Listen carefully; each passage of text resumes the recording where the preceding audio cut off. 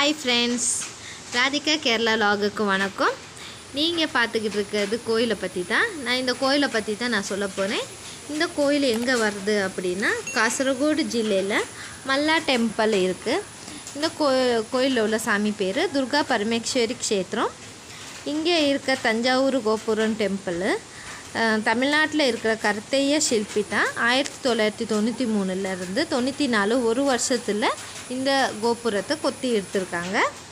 இதை ஓப்பன் பண்ணி வச்சவங்க எடநீர் மடடி கேசவ பாரதி சுவாமி ராஜகோபுரவை ஓப்பன் பண்ணி வச்சுருக்காங்க. இந்த கோயிலோட விசேஷம்னு சொன்னால், இந்த கங்கண பாக்கியம் சந்தான பாக்கியம்னு சொல்லுவாங்க.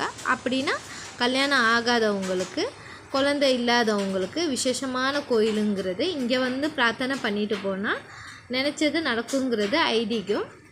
இந்த கோயில் எங்கள் வீட்டிலேருந்து ஒரு 1/2 கிலோமீட்டர் தூரம் தான் இருக்குது. இந்த கோயிலுக்கு நாங்கள் மாதம் போவோம். இப்போது மழை டைம்னெல்லாம் அவ்வளோக்கு போகிறதில்ல. இல்லை அப்படின்னா 2 மந்த்துக்கு ஒருக்கா சரி நாங்கள் போவோம். எங்களுக்கு ரொம்ப பிடிச்ச கோயில். இங்கே நம்ம இப்போ பார்த்துக்கிட்டு இருக்கிறது என்ட்ரன்ஸு. இந்த என்ட்ரன்ஸில் நமக்கு கோயிலுக்கு போகிறதுக்கு முன்னிக்கே கை கால் கழுவுறதுக்கு ஒரு பைப்பு விவஸ்தெல்லாம் பண்ணியிருக்காங்க, தண்ணி விவஸ்தை.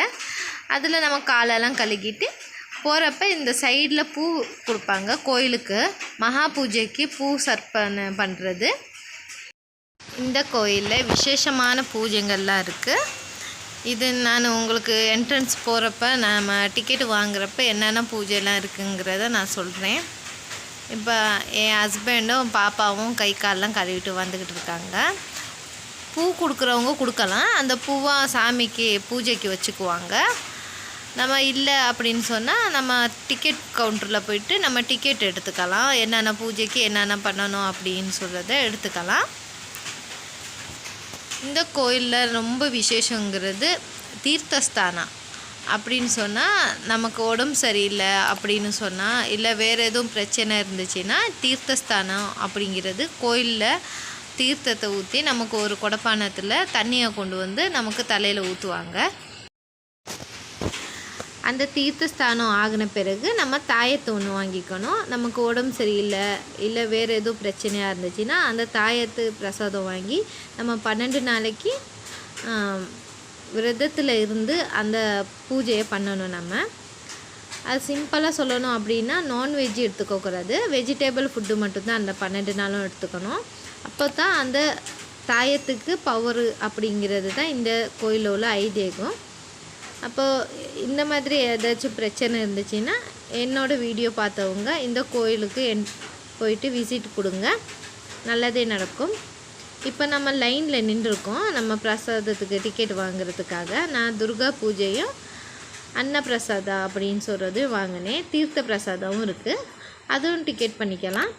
நான் இது 3 தான் பண்ணிக்கிட்டேன்.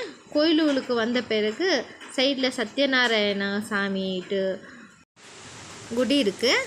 அங்கே போயிட்டு நம்ம சாமி கும்பிட்டு நம்ம அப்படியே ரவுண்டாக நம்ம கோயிலை சுற்றி வரணும். அதை தான் நம்ம இப்போ பார்த்துக்கிட்டு இருக்கிறது.